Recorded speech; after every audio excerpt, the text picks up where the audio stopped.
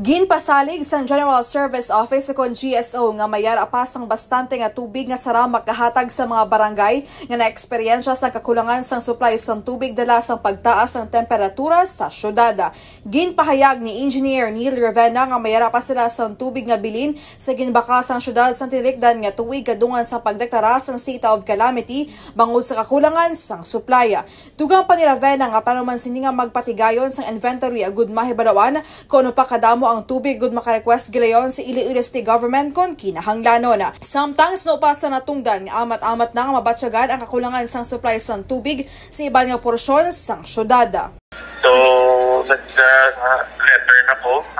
I hope ma-receive na ng disaster office para mamitingan namin. No? At ma-lantaw kung pila pang allocation or funds nga bilin for water allocation, and then at the same time ma-project namin no? Kung anong kalawigon pa, no? Kaya if needed, pwede natin madugangan. Report nagikan na sa Iloilo City, Miss K5, Jenny Kauyunan para sa Kampiyon na Balita, Serbisyo Publiko, Kakalingawan sa Iloilo, K5 News FM.